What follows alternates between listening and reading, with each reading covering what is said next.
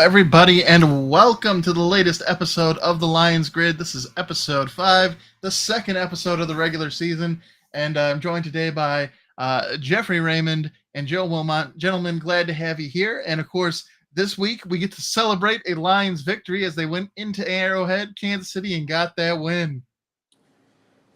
Heck yeah, that was awesome. I have not felt this excited since that one bright spot at the beginning of Matt Patricia's era. I am hyped, absolutely hyped. Well, fantastic. We'll talk about our thoughts about the last week's game a little bit later here in the program. We're actually going to kick things off this week with a new segment inside of our series, and we're going to call this one Grind the Grid. It's a 60-second TLDR recap of what happened around the league in week 1. So I'll go ahead and I'll kick us off here, and I'm going to come here. We're going to open the window. We're going to put up the timer. We got 60 seconds. Here we go as we go around the league. So starting off, of course, the Lions going into Arrowhead and beating the Super Bowl champions is how we started things off, 21-20. Then we had an AFC North matchup between the Browns and the Bengals. The Browns winning a rare opening game against the Bengals, 24-3. We had the Ravens taking on the Texans and C.J. Stroud's premiere. 25-9 was the score there as the Ravens won. Tampa Bay upsetting Minnesota in Minnesota, 20-17. The Falcons spoiling the rookies premiere against the Panthers. They won that game 24-10. The Commanders beating the Cardinals 20-16 with Josh Howell getting the win. The Jaguars holding off the Colts, winning 31-21. The 49ers absolutely embarrassing the Steelers 30-7. The Titans winning losing a close one to the Saints 16-15. The Raiders spoiling Sean Payton's debut in the Broncos 17-16. The Eagles 25-20 over the Patriots. The Rams surprising the Seahawks 30-13. The Dolphins, we just fell short, but the Dolphins 36-34 in a high-scoring game there between two AFC powerhouses. Jordan Love and the Packers surprising the Bears 38-20 in their first game. In the last two games, the Sunday Night Football game and the Monday Night Football game, we have both played at MetLife Stadium in New Jersey or New York. It's technically New Jersey, but it's their home stadiums for New York. 40-0 there. And one thing important to note there, no team has ever lost 40-0 or worse, lost a sack battle 7-0 or worse, lost a turnover battle 3-0 or worse, had a blocked field goal return for a TD, and threw a pick six in a season. All 5 of those things have never happened in a single season. The Giants did that in one game to the Cowboys. It was an awful loss. And then, of course, Aaron Rodgers getting hurt after 4 plays in his debut with the Jets. But the Jets holding on to win that game 22-16 in overtime. So we're a little slow there, but we will get better as the season goes on, and I will try to keep it to just 60 seconds in that update around the league. Gentlemen, a lot happened in that first week in the NFL.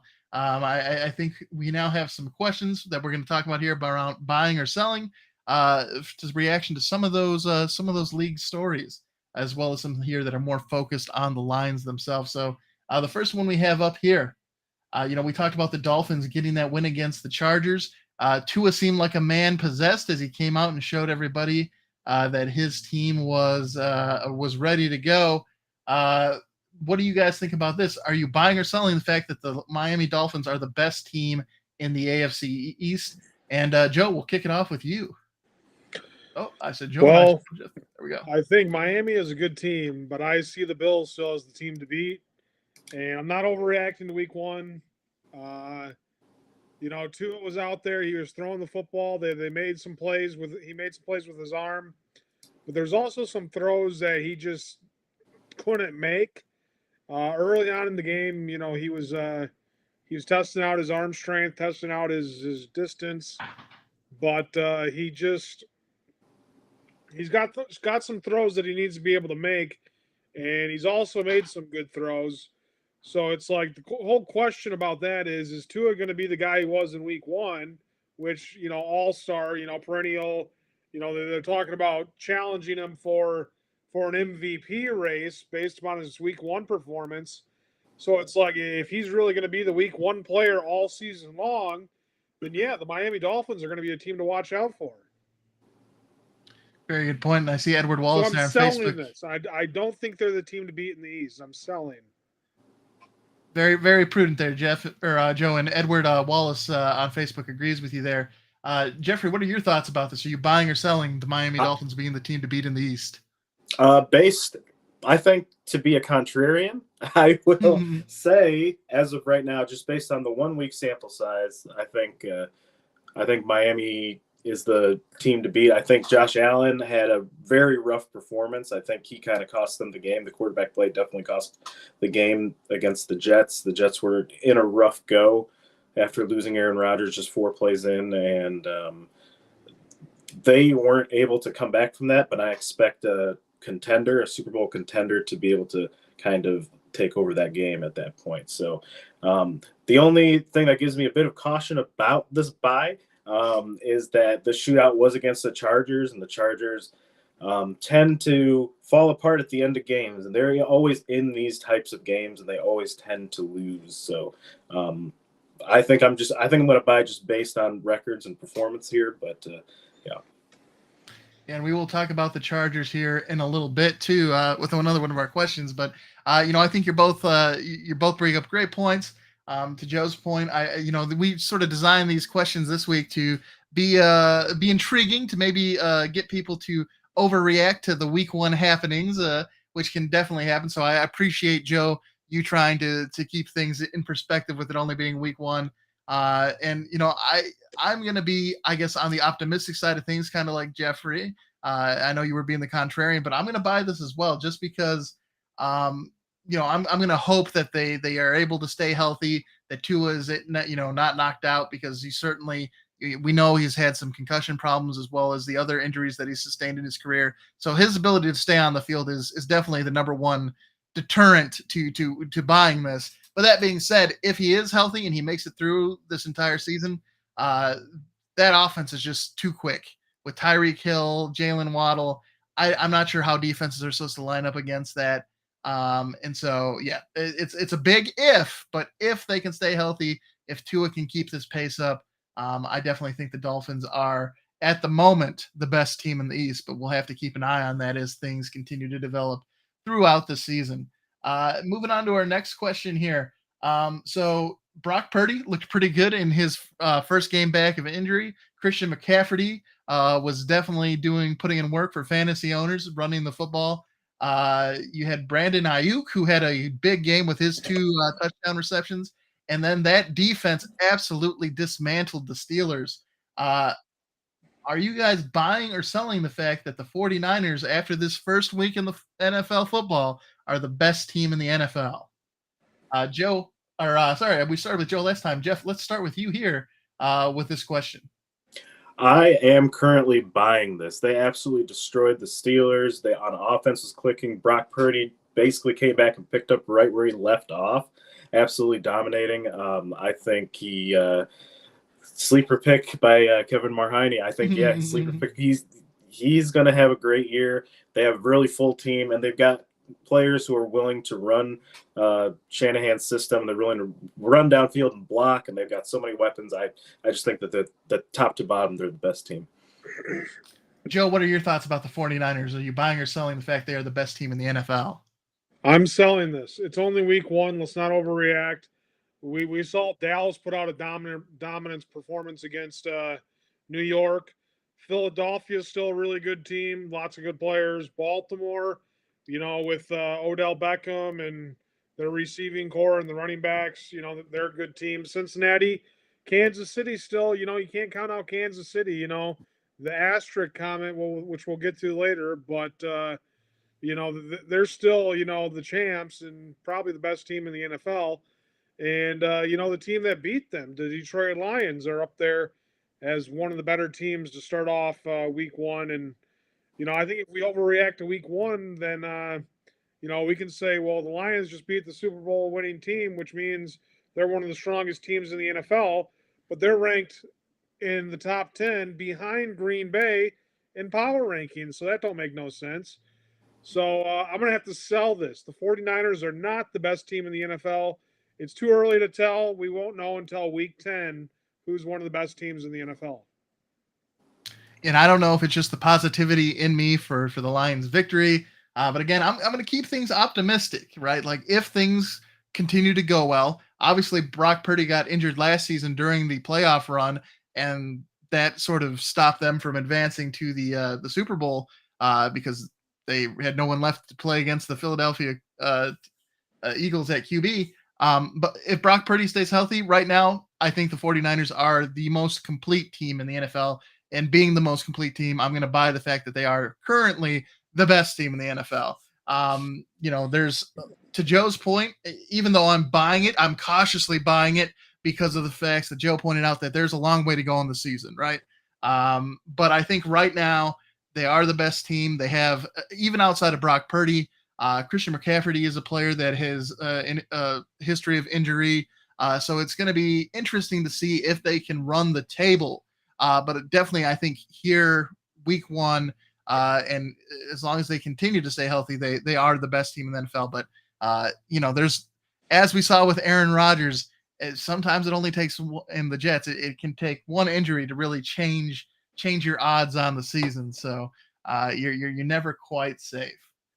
Taking a look here at our next question, we had mentioned a little bit earlier that we would come back to this Brandon Staley LA Chargers.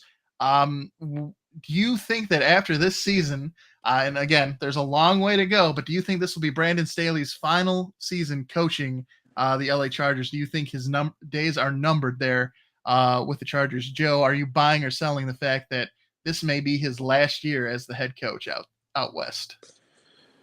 I think the Chargers are not a bad team.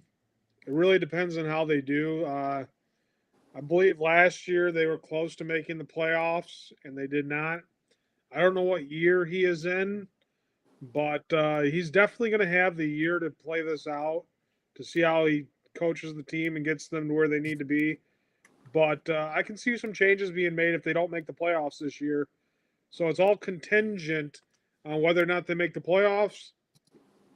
And I don't think they played too bad of a game against Miami Dolphins. And I think that they'll be able to make the playoffs because there's not that many good teams in the AFC. You have just like 4 teams that you know are going to go get in.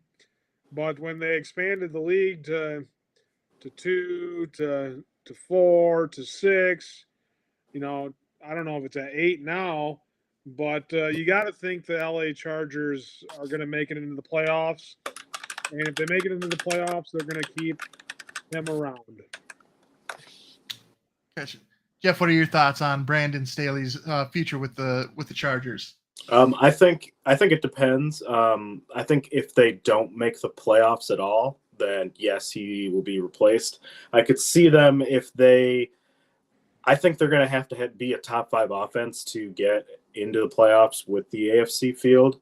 And they just brought in Kellen Moore from Dallas to kind of replace Joe Lombardi and his more conservative offense to kind of let Justin Herbert fly. So I think they're going to be a high octane offense. But as we kind of saw with the Miami game, this team, and even under Brandon Staley, who's been here, I think this is his 3rd year, they tend to fall apart at the end. And last year, like down the stretch when I believe they were in the playoffs and they lost that game. I mean, they were up and they kind of fell apart again. So I think if they get another early exit like that, I think he's gone. But I think if they have a high octane offense and they roll through some people and do a deep playoff run, then no. But I'm thinking, yes, his days are numbered. Yeah, I think something that's interesting in here and has me buying this one as well is the fact that, he's really supposed to be a defensive-minded coach. He was the defensive coordinator for the Rams before he took over with the Chargers. He's a guy who is supposed to be able to have that defensive mind, and the fact that he has a lot of talented players on the defensive side of the ball, but that defense isn't a strength. As you look at how they fall apart late in games, they're often giving up big plays, not able to hold on to leads. And yes, partially that is, it's both on the offense and the defense. But when you're a defensive specialist, you really hope that your team can really hold on and protect those leads. The defense hasn't been, I think, up to the standards of a coach that, is known for that. When you think about, Rex Ryan with the Jets all those years, the Jets defense was the strong point of that team. The thing that held them back was the offense with I can't even remember his name, the USC quarterback, the butt fumble. Mark Sanchez. Mark Sanchez. There you go. Mark Sanchez was the weak point of the team in that offense. It wasn't Rex Ryan's defense. They were as advertised. So I think I truly think though that you guys bring up good points, and it is going to be dependent on if they make the playoffs or not. If they don't make the playoffs, I think that's really going to be the sort of the key incident that kicks off the thing. So he should be there all year. But assuming that they don't make the playoffs, I think we'll definitely see Brandon Staley looking for a new job this offseason. Next question, staying in LA, something that's a little more close to the Lions here. Matt Stafford still has plenty left in the tank. Of course, they beat the Seahawks 30-13. Are you guys buying or selling the fact that he looks like a man renewed here to start the season? Jeff, what are your thoughts about Matt Stafford? I am buying it. During that Super Bowl run, he played injured. He's played injured most of his career. He's one of the toughest quarterbacks. I'm proud to have had him as a quarterback and been a fan of him for a long time. I might be kind of biased, but last year he was able to kind of take time off and basically repair a broken back and get his health under control. And then, look at him on Sunday. He was making throws that he was making in Detroit during that Super Bowl run. I think he's got plenty left in the tank. And also, I think he could potentially be a piece that could be moved to a team that's needing a veteran at the trade deadline, depending on how well the Rams do. But if they're going to play as well as they did on Sunday, that might not happen. That's a great point. Joe, what are your thoughts? Are you buying or selling Matt Stafford this year? I actually think that the Rams are a team that could compete for a playoff position, only due to the fact that Matthew Stafford is, of course, the quarterback that he is. I mean, when he was with the Detroit Lions, he led the Lions back in the fourth quarter. I don't have the exact stat on it, but he's got more fourth quarter comebacks, I know, for the Detroit Lions than any other quarterback. He's got every Detroit Lions passing record. His fourth quarter comeback rate is like astronomically high for how young he is. I think he's one of the best quarterbacks in the NFL. And of course, I'm buying this. He has plenty left in the tank. It's going to be a bounce back season for him. And if they have a Peyton Manning caliber quarterback in Matthew Stafford, that any team that he's on is going to be good as so long as he stays healthy. Yeah, I think I'm going to buy this one as well. I think one of the things that great quarterbacks do is they make the players around them better. And of course, with Cooper Kupp out, it was a big opportunity here for Matt Stafford to elevate the play of the players around him. And I think he did that. He stepped in and was throwing to players that nobody had really thought much of until after the game on Sunday, and everyone rushed to the waiver wires to get them added to their teams. So I got to give it to Stafford. I think, again, I'm being optimistic, and Edward points it out here too in Facebook chat. Avoiding major injuries is going to be key, but as long as he stays healthy, I think that he definitely has plenty to give any team, whether it be the Rams or, as Jeffrey points out, potentially a spicy trade should things go south for the Rams. That could be an interesting thing to keep an eye on. But also, as Joe points out, the Rams aren't a bad team. So, who knows if anyone will get that opportunity to lure him away. But certainly an interesting storyline to keep an eye on. Moving to the NFC North, Jordan Love in his first game seemed to handle business against the Bears, had a big day, and really it seems like the Bears now have a new daddy. It's gone from Aaron Rodgers to just being Jordan Love. Guys, is Jordan Love legit? Are you buying or selling the fact that the Packers have another quality starter in their franchise history? Joe, what are your thoughts about Jordan Love? This is a buy for me. Homegrown talent, and by that I mean being drafted, then waiting 3 years or 2 years or however long it takes for the Hall of Fame quarterback to leave Green Bay and go to New York Jets, like Brett Favre. But this is a signature formula that has worked for Green Bay, and it's an early sample size, but he did play well in the game he came in last year and against a good team and played well. But he has shown great potential. Bye. Joe's a buyer. Jeffrey, what are your thoughts here? I am buying him as a quality starter. He looked great in week 1, and I mean, this is the kickoff to the new era in Green Bay here. And a lot of people didn't know what Love had behind Aaron Rodgers. He didn't get a chance to play much, but the organization has always kind of talked him up as he is a quality player, and if Aaron Rodgers wasn't here, we're going to start him.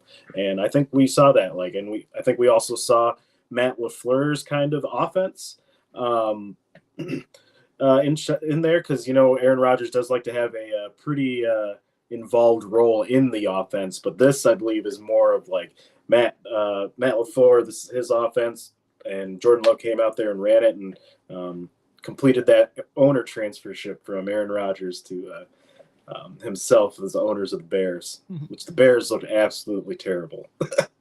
Yeah, looking at chat here, my dad points out he's actually going to sell because he just thinks Chicago is booty, struggling both on offense and defense. He thinks after we give him 6 weeks, we'll be having different thoughts about Jordan Love, and it's kind of in that similar vein. Edward here is also taking a conservative look and wondering if he can sustain that performance, if he can be successful continually. But again, I'm just being optimistic today. I guess I'll buy it as well. I'll say that Jordan Love again will be able to stay healthy. He'll be able to keep doing the things he's been doing here, and he. I don't know if it's unthinkable to think that one franchise could have 3 Hall of Fame quarterbacks in a row. So I don't know if he's quite going to be at that level, but I certainly think that he has shown that he could be a capable starter. And if the Packers are going to be more willing to put the weapons around him than they were with Aaron Rodgers, just because of him, them having a better relationship or him being more cooperative or whatever the case may be, if the Packers give him the weapons, the tools to be successful, and he can come out and execute like he did in week 1, I think he can definitely be a quarterback that could get them back to a Super Bowl. I don't know if he can have back-to-back MVP years like some of his predecessors, but certainly a capable quarterback.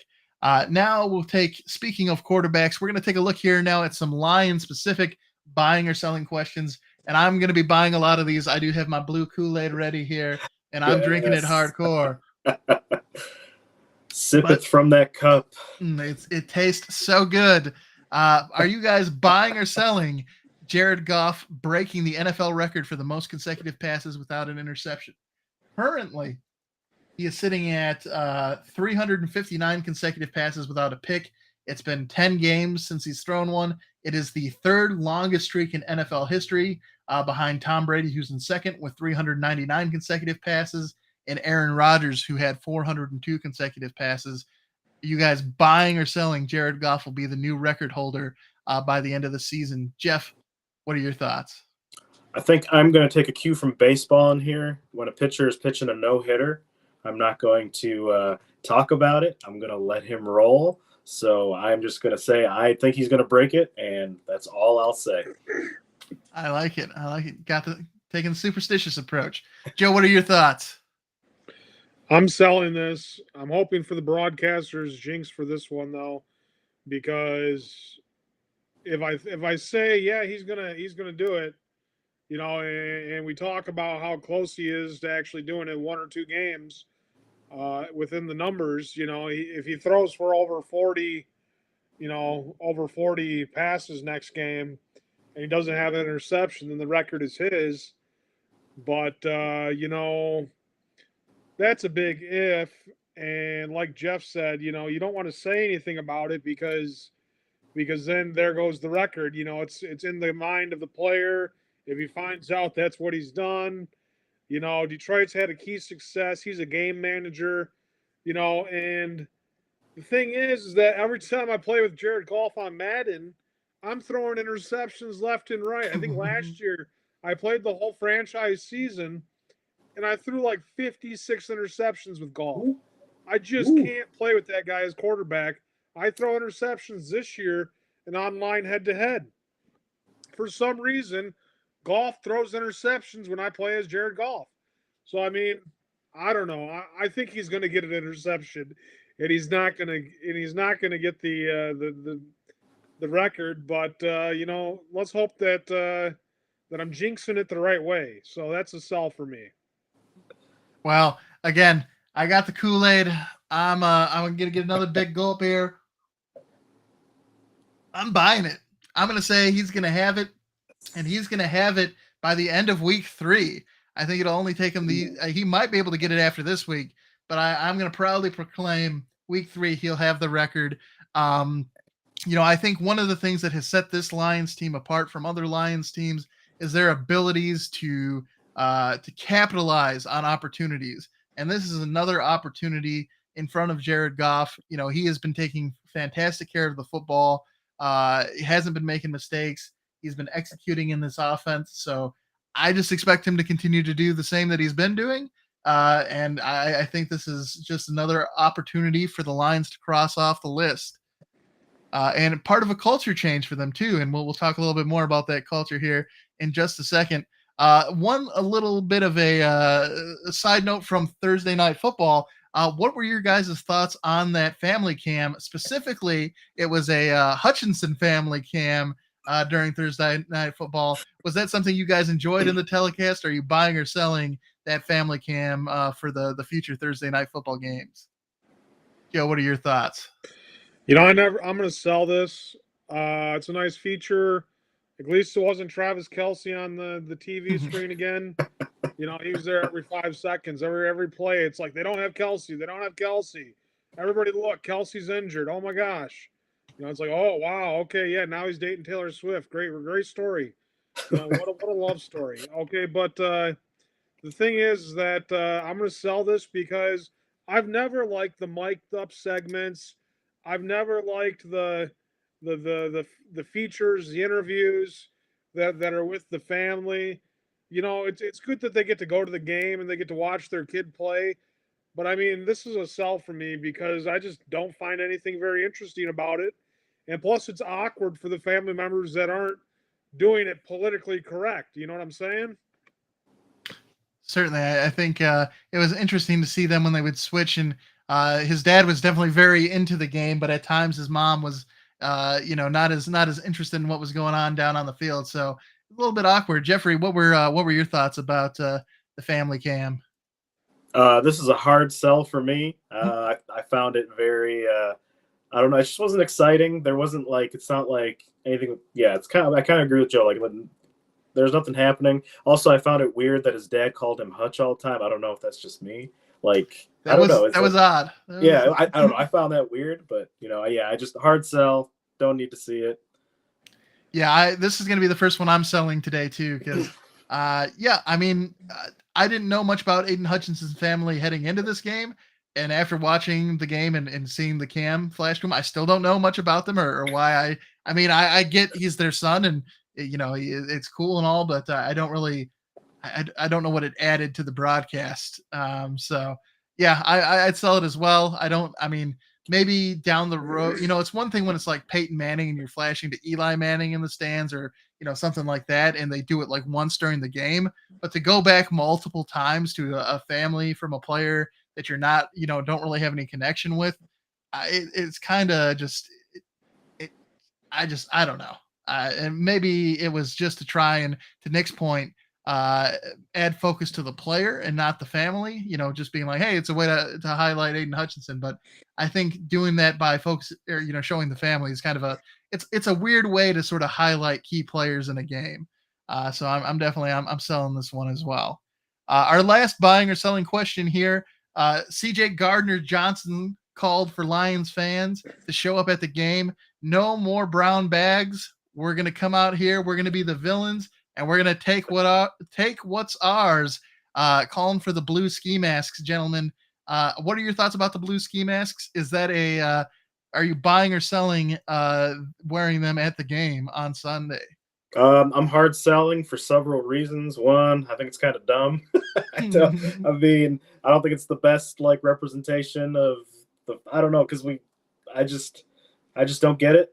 I guess I understand the origin of it. It was something their scout team kind of embodied in their approach to scouting, like we are the villains kind of thing. And Brad Holmes wore a shirt that said villain, and C.J. Gardner-Johnson's obviously leaning into it. But I don't know about the ski masks, and plus it'd be uncomfortable to wear through a whole game. I'm selling. I think it's dumb. Joe, what are your thoughts? Yeah, this is a sell for me too. I don't think it's a good idea. The thing is that I see that they say they're selling out online. That these ski masks have already been selling out on Amazon.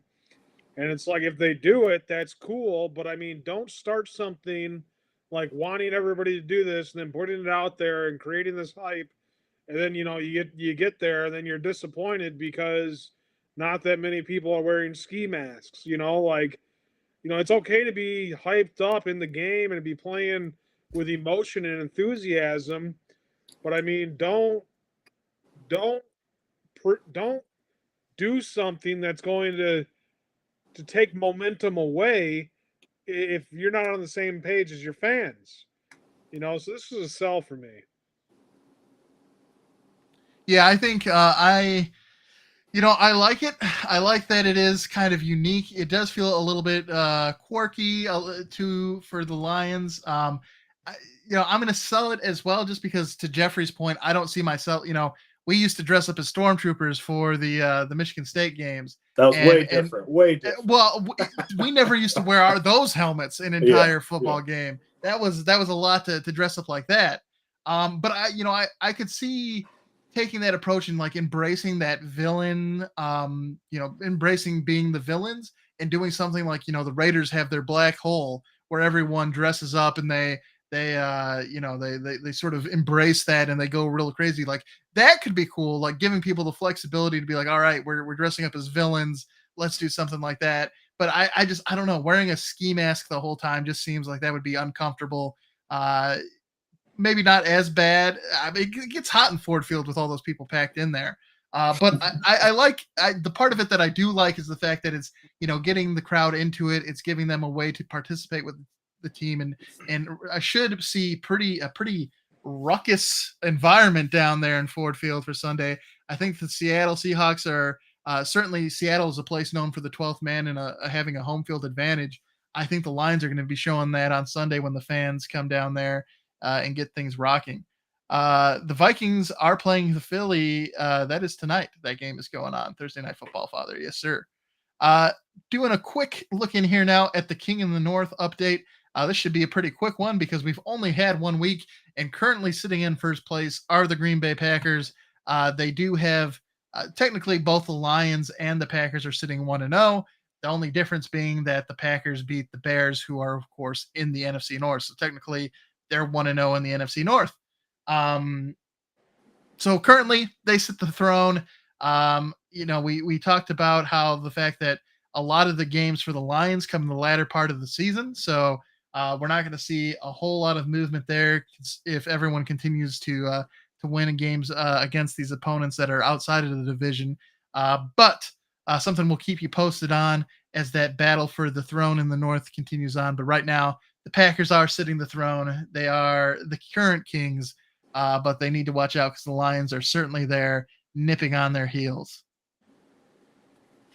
All right, gentlemen, now jumping in here and talking about our thoughts from the previous week. A couple of items, of course, that I wanted to get your thoughts on. Of course, the Lions winning a very close game there, 21-20. I think the interesting thing there being the fact that the Lions won largely because of their defense, right? It wasn't a situation where the Lions went down and scored in the last minutes to take the lead. The defense went out there and protected a lead.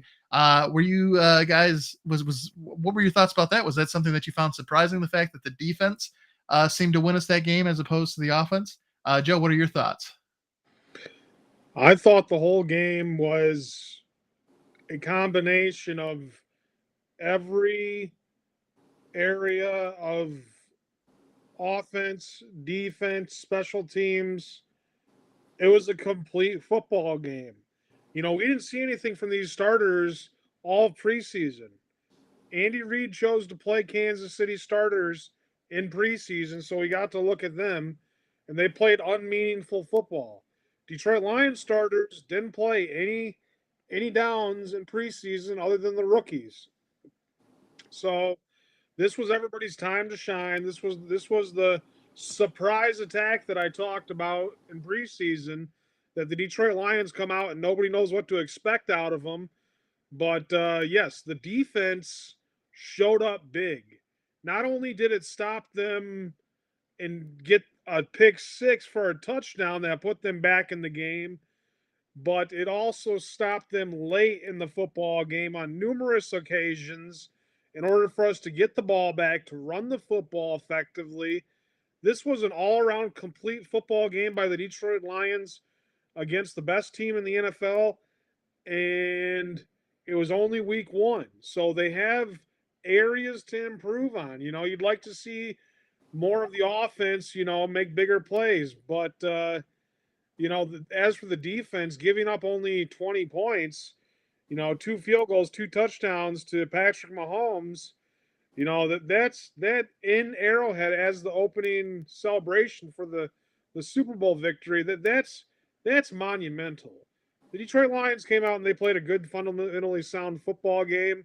They deserved to win that football game.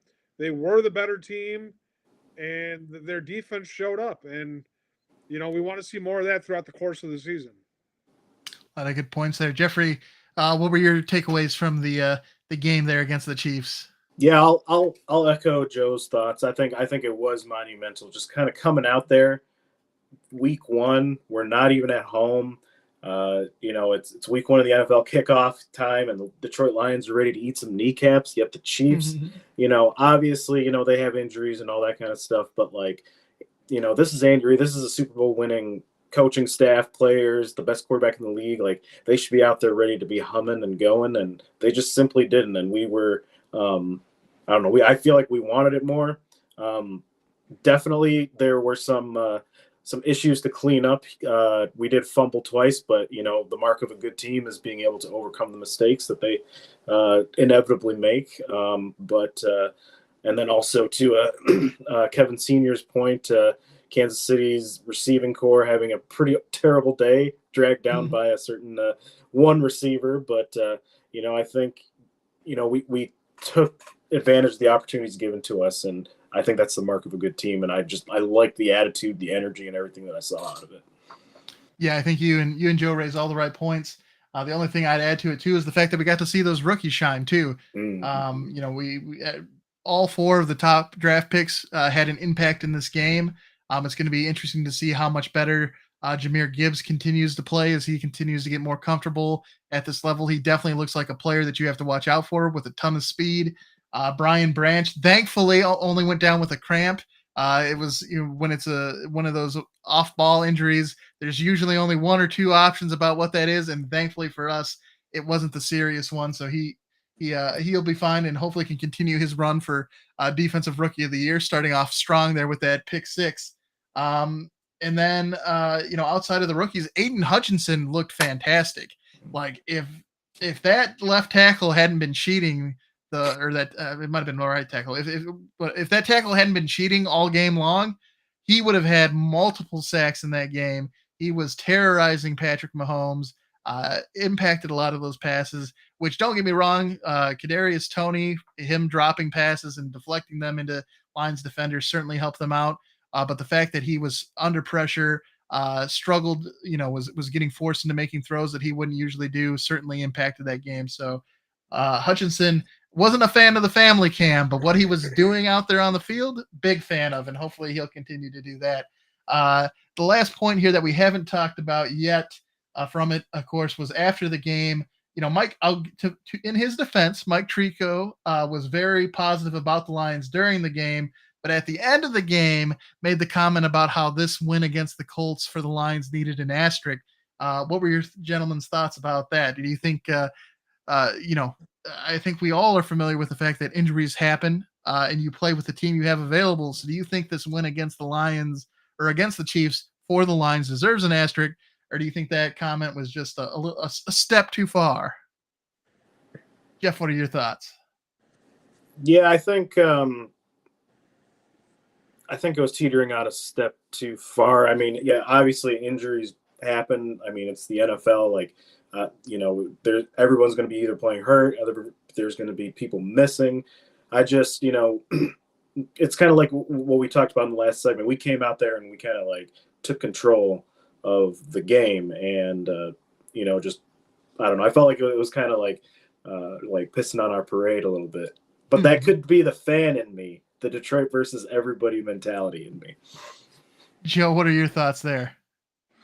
Absolutely uncalled for. I mean, he has no right to say there's an asterisk above this win. When have you ever heard an announcer say that about a football team in a win over an opponent? You don't see, them talking about Philadelphia, in the Super Bowl losing their quarterback and having a backup quarterback and beating the team that they beat. I think it was the Patriots, and saying, oh, well, if it went the other way, then it's like, oh, well, it doesn't count. The Eagles were missing their number one quarterback in Carson Wentz.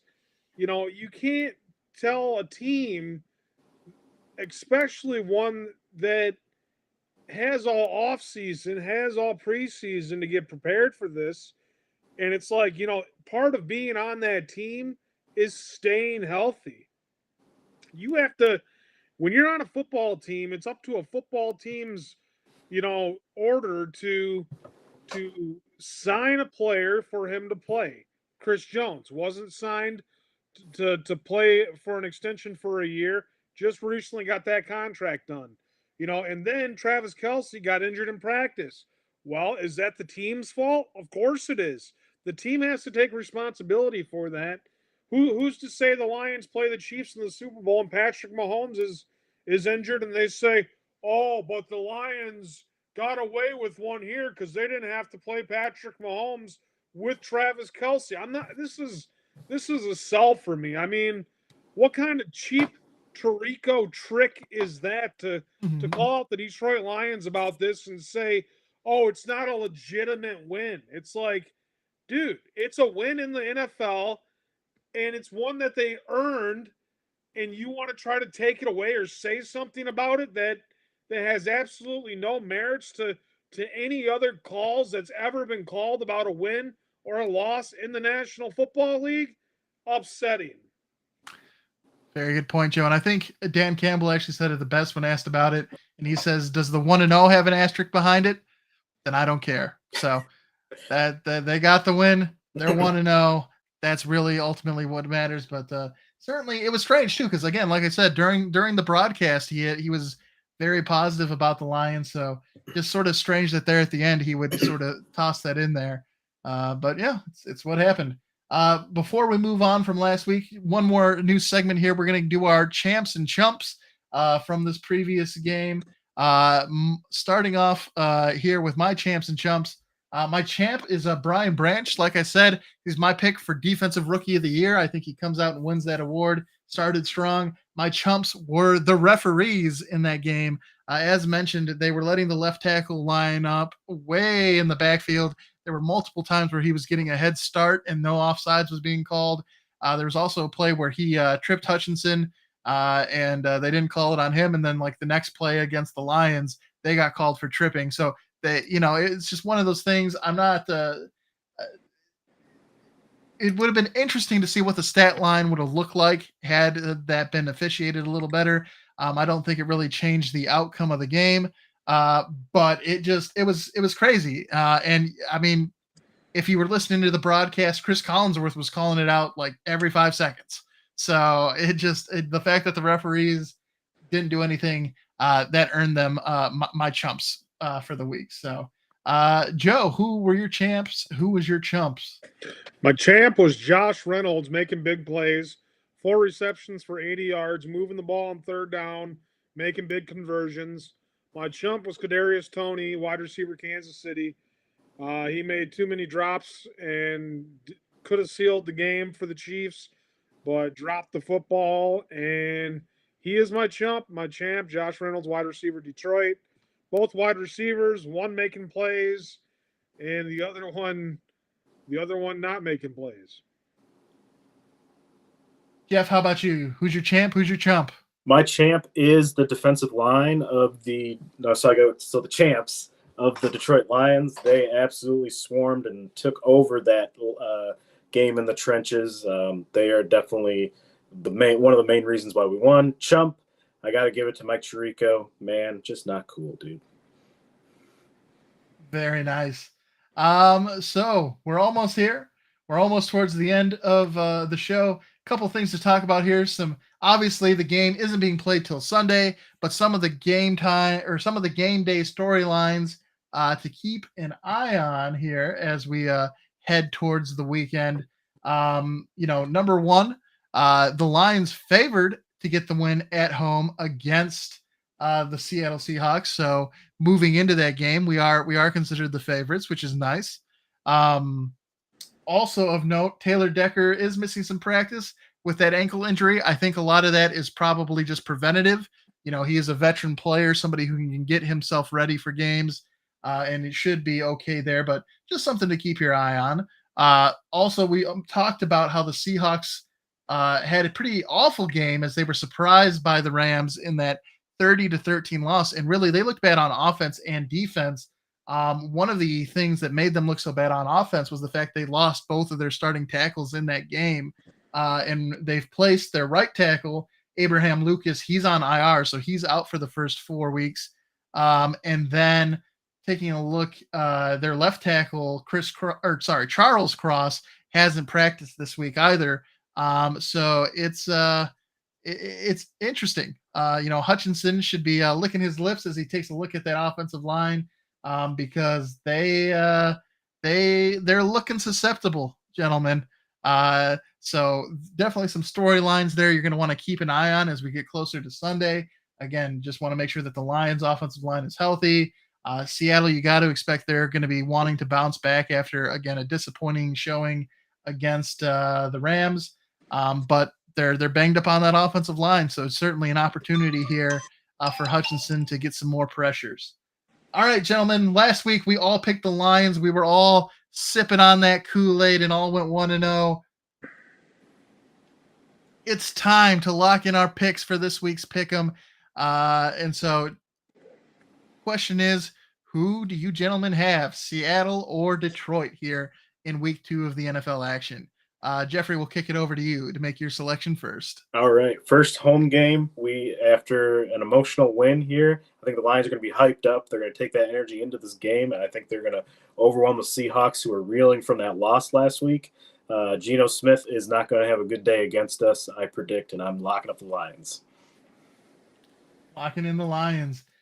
Joseph, who do you have? This is going to be a tough game for Detroit. Coming off that win, Seattle's going to be wanting to bounce back. It's like, okay, well, we got a good victory in week 1. If we can start off the season 2-0, we'll be right where we need to be to win the division. But the problem is, when was the last time Detroit was 2-0 to start the season, let alone 2 quality opponents that were in the playoffs last year? So I'm going to pick Detroit because I think they're a good football team, and I don't want to be disappointed. But, I'm not going to get my hopes up for this football game either. If they lose it, they'll start back over at 0-0, not having any games above 500 or whatever. So I'm picking Detroit. You're both locked in for Detroit. I am not going to deviate. I am, of course, drinking that Kool-Aid and going with the Lions. I'm probably going to go with the Lions a lot this season. I think certainly, as Joe pointed out, there are some red flags to watch out for. I think a concern is there was the drive in that Chiefs game where even with the receiving core he has, Patrick Mahomes was able to move that ball down the field pretty methodically. So if Geno Smith can have time and he can make passes, when you're looking at a receiving core that includes DK Metcalf, Tyler Lockett, and Smith Jigba. I mean, those are three really good wide receivers. Of course, they have Kenneth Walker running the football. The Seahawks offense is very talented. I'm not sure if Devin Witherspoon is going to be back this week or not for the Seahawks. That's another thing to keep an eye on. Of course, he was their early pick in the defensive secondary. So there's a lot of things to like about the Seahawks. But because I'm drinking the Kool-Aid, I'm going with the Lions because I gotta think that they, even though they're playing a good team, I think they are a good team as well and can handle business. So gonna lock in the Lions, and we'll see if we end up being 1-1 after this week, or if we all improve to 2-0. So there's the picks. There's our thoughts about last week. Some things to keep an eye on as we get closer to Sunday. And gentlemen, we'll be back next Thursday at 7:30 again to do week 3's episode, and we'll talk about the outcome of the Seattle and Detroit game, and then take a look to the game, the following week's game, which after the Detroit, Seahawks 72. Detroit Lions. Just got my jersey today. It's got my name on the back. Oh, nice. Football number that I had in high school. I got a Methodist jersey now for my softball league. Got a 72 Detroit Lions jersey. Got my football jerseys from high school. I'm rocking 72. Rocking the number, rocking the jersey. I think we're all drinking the Kool-Aid and ready and excited. So yeah, we'll be back next week. We'll talk about the outcome of the game. Hopefully we'll have another great Lions victory to celebrate.